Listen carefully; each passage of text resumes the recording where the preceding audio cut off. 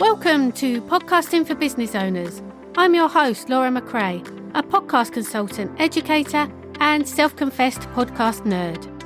If you're thinking of launching a podcast or want to grow the one you have, you're in the right place. Hold on to your headphones and let's go. Welcome back to Podcasting for Business Owners, the podcast that helps you share your story, lead your industry, and grow your network through podcasting. Today's episode is close to my heart because I'm joined by Gaye O'loghlen, who was my mentor at Toastmasters and has been a member for over 8 years.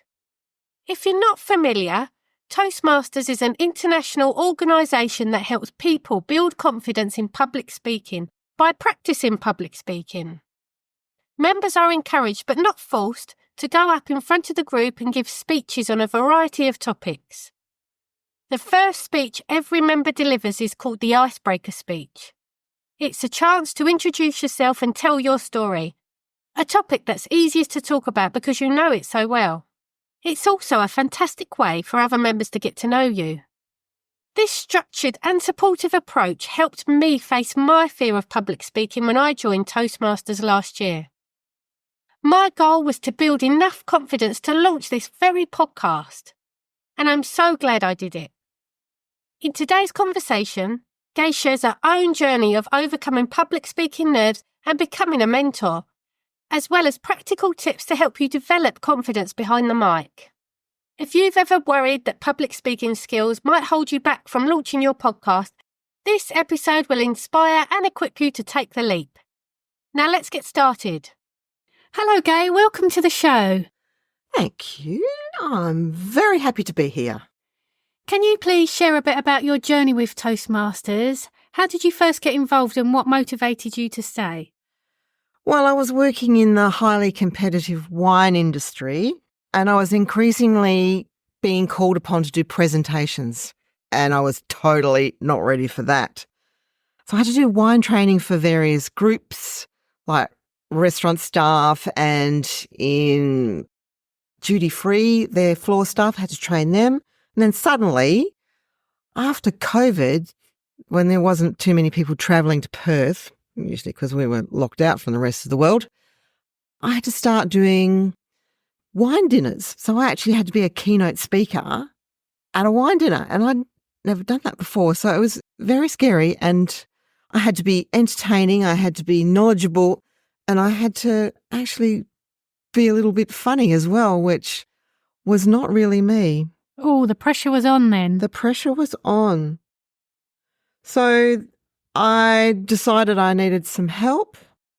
I always knew Toastmasters existed, but life was busy and I just needed to find a way to fit it in. And I immediately loved the community. They're just a group of people that are moving forward and they want you to succeed. So you've been a long-standing member of Toastmasters now. How long have you been at Toastmasters? Oh, it's about 8 years now. And what role did Toastmasters play in helping you overcome any initial fears or challenges with public speaking? Initially, the fear was the fear of failure in front of a large group of people. So it was a major motivator. So I need to learn how to harness your nervous energy. And the first thing I learnt, which really helped, was just the old feel the fear and do it anyway. And like a lot of people, I really hated speaking in public. But I knew the main thing was I had to get the nerves under control because they end up buggering everything up. They control everything. So you just got to, the more times you do it, the less it hurts, I suppose. And at Toastmasters, you get to speak every week. And little by little, strangely enough, you get used to it. Yeah, you definitely do. And Gaye is my mentor at Toastmasters and she's really supported me. What strategies did you find most effective in helping me and others build confidence in public speaking? So it's all about slowly building someone's confidence. You wouldn't chuck them out in the front of everybody and make them do a 5 to 7 minute speech. So it's just short, easy speaking roles, usually about something they know a lot about, that they feel comfortable speaking about. So a review, for example, on a book or a movie or a restaurant. So it's virtually just telling us what you liked or you didn't like about it, or how you would rate it, etc. So it's a simple thing, but it gets you talking in front of people and feeling confident about doing that. And just slowly over the weeks and months, you just do small roles like that until you're ready for your first big speech. And that would be the icebreaker speech. That would be the icebreaker speech, which is your story. So the easiest speech that you will do because you know it so well, it's your story. And how have you seen members transform through their Toastmasters journey, especially those who are initially nervous or shy? So most people go through a transformation at different levels. The longer you stay, the better you get, of course, because it's a learn by doing process and the challenges get harder as time goes on, so you keep moving forward. The system is the same the world over and it works. And that's the thing, I think you really need to keep going, because there's sometimes of an evening I think, oh, I'm too tired, I can't go. But then I think I really need this, I really need to go.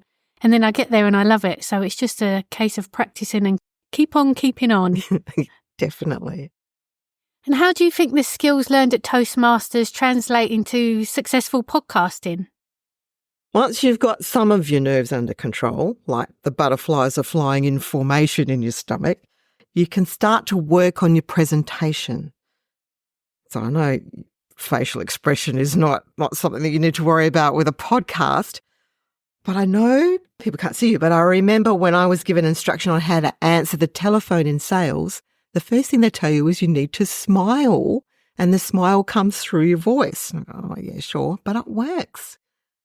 Vocal variety is very important, so you do learn that in Toastmasters. So you need to experiment with different voices, and developing different sounds and voices sounds like a lot of fun with a podcast. So it's not just about what you say or how much you know, it is how you say it and what you look and sound like when you're saying it. Yeah, you're definitely right about the smiling thing. I try and do that when I'm recording a podcast episode, is to make sure that I'm smiling when I'm talking. Oh, and another thing I really struggle with is the tone. This is something I know comes up for me, and I'm trying to go up and down a little bit more, but it's something I'm practicing. And yeah, it just comes with practice, I guess. I'm hoping I'll get better as time goes on, but it's all about practice, isn't it? Well, it is all about practice, and it's all about relaxing and enjoying yourself. And once you do that, it's easy to get a bit of different tones into your voice. For business owners specifically, how can improving public speaking skills at Toastmasters benefit them with podcasting? It will fast track you. You will be given professional, supportive and constructive feedback every time you speak. It's impossible to know what you don't know. Do you and or do you use distracting filler words in general? We all know the presenters that we most enjoy watching and listening to. They look and sound like they're having a casual chat and are having a ball doing it. They never sound nervous. They look confident, even if they're faking some of it. They've got some of the nerves under control after a lot of practice, I would say. By the way, you still need to feel a bit nervous to give you an edge, but they should not be controlling you. The nerves, I mean. We all know there's a lot of competition out there to get people's attention, so you need to make sure you're locking people into your podcast. And what I've found really helpful at Toastmasters as well is that I've gone in with something I want to talk about, and I've done a speech based on it, which is a topic I want to talk about in a podcast episode. And everyone's so helpful when they come back with feedback and telling me what I could improve on. And they've helped me make these changes and made my episodes more interesting. Yeah, it's a bit confronting when you first start getting some feedback. Think, oh, what are they going to say? But it's constructive and it's honest, and it's not meant to be criticism. It's not meant to be nasty. It's meant to help you. And I've never found it like that at all. I've never felt criticised. I've always found it very valuable feedback. Yeah, that's exactly what it is. And what advice would you give to someone who is nervous about public speaking and is considering launching a podcast? Come to Toastmasters. You can just come and observe us for 3 nights and see if it's for you or not. But if you're nervous about public speaking, don't launch a podcast without help, because that's not good. None of our members began their Toastmasters journey not being nervous about public speaking. There is still a statistic out there that says most people would rather die than speak in public. It shouldn't be that hard with just a little bit of help. And I was the same. I still hate public speaking, but I'm not as nervous as I used to be. I remember the first time I went to help out at an event for work, and I was the events coordinator. So I just thought I'd be round the back sorting out the audio and making sure everyone was having a good time. Then someone said, "Oh, we've got Laura here from head office, and she's going to present to us what we're here today to celebrate." And I was like, "No, I'm not. I'm just helping you out for the day." And so I got up and done a diabolical 30-second speech and ran off the stage. Oh, we all remember those times when we were called upon to do something that you weren't prepared for, an impromptu speech, which at Toastmasters, we have this fabulous thing called table topics, where you're called upon just to speak off the cuff. And it's probably the hardest thing we do because there's no preparation. You just there's a table topics master. The table topics master will ask questions, and they might just say something like, "Gaye, come up and tell us about snow." That was my first ever table topics question. So I had the time from getting out of my seat to walking up the front to have a think about what I was going to talk about snow for 1 minute. So very confronting. And 1 minute doesn't sound like a long time, but it really does when you're up there talking off the cuff for a minute. Yes. Can you share an example of how Toastmasters helps someone you know or yourself gain the confidence to start a podcast or another public-facing project? Besides the fabulous Laura, who certainly gained the confidence to start a podcast and a podcast company, Samantha Jackson. That name might not mean anything to you, but she was a member of Swan Toastmasters. She was sat next to Mel Gibson at a restaurant and struck up a conversation with him, and she became his personal trainer. He lost 14 kilos in 8 weeks. She was training a good friend of mine, actually, and I asked her if Toastmasters had helped her, and she said it was one of the things that gave her the confidence in herself to believe she could do anything, and now she's personal trainer to the stars. Oh, wow, that's incredible. Yep, just starting from Toastmasters. What are some practical exercises or techniques from Toastmasters that people can use to improve their public speaking and podcasting skills?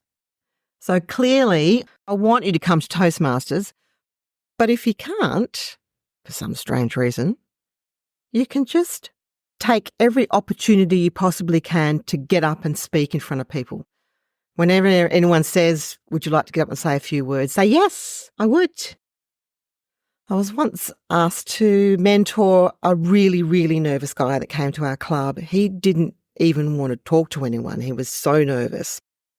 So I told him that the thing he needs to do is just start to talk to anyone, anywhere, anyhow. So like if you're in a queue, you just talk to the person that's next to you. They can't get away. They're a captive audience because if they want to get served, they've got to stay in the queue. So that was perfect for him. So also personal stories really resonate with people and help them connect to you. So they'll suddenly just go, "Oh, yeah, I've been to America before." And they suddenly start to think about that and they suddenly have a personal connection with you. So that's good. Also use things like alliteration. Big bucks, cool cat, or zigzag are just fun words. And if you can use brand names, that also helps. Why do brand names help? Because they're fun. They're more fun. Like, I staggered out of bed after a big night out and sat down to a big bowl of Cocoa Pops. Sounds funnier than just plain old cereal. Yeah, you're right, actually. I never thought of that before. Yeah. And that's it with telling stories, doing speeches or anything. It's good to put stories in there, isn't it? Absolutely. Especially personal stories. And they're the easiest ones for us to tell, aren't they? Mm. What would you say to someone who feels that their fear of public speaking is too great to overcome? How can Toastmasters help them get started? We have a beautiful man at our club who was a really bad stutterer, and his speech therapist recommended that he come to Toastmasters. I reckon it's a bit like cuddling to a snake to get over your fear of snakes. took a huge amount of courage, I would say. How scary it must have been that first time that he got up to speak at a Toastmasters meeting. There wasn't a dry eye in the house when he told us his first story about when he first spoke at Toastmasters. So just give it a crack. We love new members and their stories, and it's a very gentle introduction to the world of public speaking. You are among people that are on your side. We can't even notice that this gentleman had a stutter now. When he speaks, he's so clear. So he's done amazingly. It's took him a couple of years, I think, but he's incredible now. Yeah. And what's one piece of advice you would give to a business owner who wants to start a podcast but feels they lack the speaking skills or confidence? We've all seen those terrible ads where a business owner has decided how hard can it be to do your own ads and how terrible they are because they needed just a little bit of training. Believe me, because I've been there and seen it. If your audience sees or hears you being awkward, nervous, or doing something distracting, they stop listening. And that's death for a presenter. That is just what you do not want. I remember that happening to me all the time while speaking in public before I went to Toastmasters. Once you've lost them, you have to work really hard to get them back. The important lesson I learnt very quickly was it does not matter how much you know about something, you have to be able to deliver it in a somewhat entertaining way. Yeah, I found Toastmasters helpful, not just for helping me start this podcast, but also for going on social media and making videos and things like that, which I still find really awkward, but I find them less awkward and I'm just practicing and just keep doing it. Yeah. Yeah, it's amazing that you've started doing that. That's great. And how do you see the supportive community aspect of Toastmasters helping individuals grow, not only as speakers, but also as leaders and communicators? So once you're a confident speaker and you actually enjoy speaking in public, yep, it does eventually happen. You can talk to anyone on any level and make it look and sound easy and fun. There are many different roles during a Toastmasters meeting to challenge you and help you become a competent leader and communicator. The evaluation part of our meetings is taken very seriously.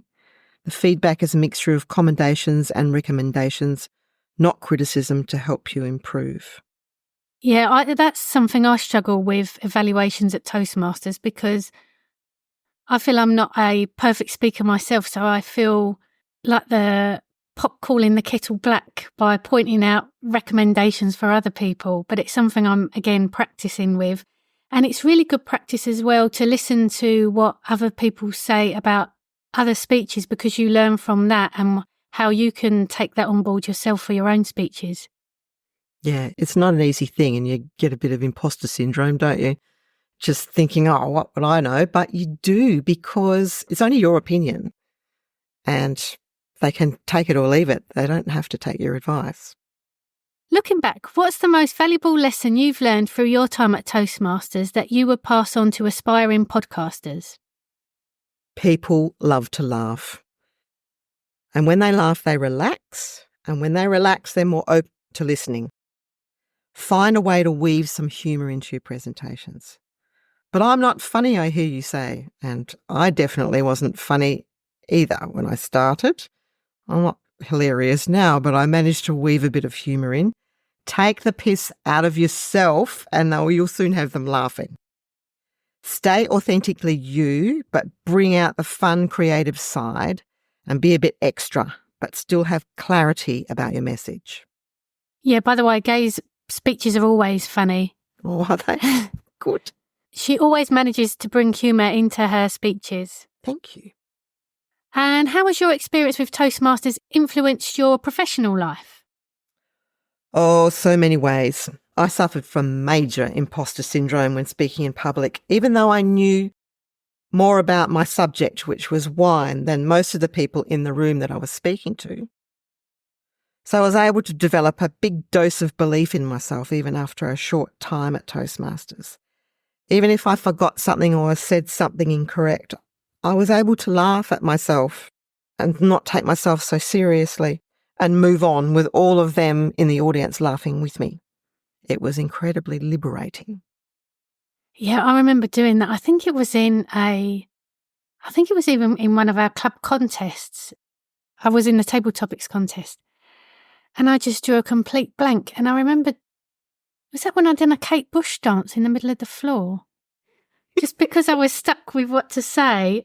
I obviously didn't win the competition. But yeah, when you can just laugh at yourself and everyone laughs with you. Yeah. Brilliant. What's one thing you wish more people knew about Toastmasters and its impact on personal and professional development? For a start, it's not a big group of old men sitting around toasting themselves. Toastmasters is a fun, supportive environment where you can practice your public speaking and get positive, helpful feedback and help you improve and become an awesome public speaker that people really want to listen to. Yeah, I think it might have a bad reputation sometimes, Toastmasters, because I thought it was going to be, no offence, a lot of fuddy-duddy people sitting around doing boring speeches, but it's not like that at all. And I've visited other Toastmasters groups too, and it's the same there. They're just a fun bunch who are getting up and practicing their public speaking and helping each other and motivating each other to do better and improve. And yeah, it's a fun place to go, believe it or not. Well, and you get to hear some amazing stories, don't you? You really do. People have always got incredible stories, even if it's something that happened yesterday or something that happened 20 years ago. And everyone's got incredible stories that you never would have heard. You would never met them, never heard these stories if we hadn't been at Toastmasters. Well, because it's open to everyone. So we have a really diverse group of people that just get thrown together and we get the benefit. So thank you very much for joining me today, Gaye. I look forward to seeing you on Wednesday night at our Toastmasters. We meet every Wednesday above the library at Ellenbrook. So yeah, if anyone fancies joining us, come and see us. Yep, just come on down. You don't have to let us know you're coming. No RSVP, just roll up. Get there before 7 o'clock though, because they close the big doors downstairs. Okay, we hope to see you then. Bye. Bye. What an inspiring conversation with Gaye. I loved hearing her insights about how Toastmasters provides such a supportive environment for people to practice public speaking and gain confidence over time. Her tips about smiling while speaking and adding vocal variety are so practical and really help to make your voice more engaging, whether you're presenting to a group or recording a podcast. If today's conversation got you thinking about launching your own podcast but you're not sure where to start, I've got something just for you. Download my free resource called the Podcast Launch Roadmap. It's a step-by-step guide that takes the guesswork out of starting your podcast, so you can confidently share your story, lead your industry, and grow your network. Head to the link in the show notes to grab your copy and take that first step towards launching your own podcast. Thanks so much for listening, and I'll see you in the next episode. If you found value in this podcast, please leave a 5-star rating, and a review would be even better. Your support shows that this is a good show, which will attract high-profile guests, and in turn deliver greater value to you.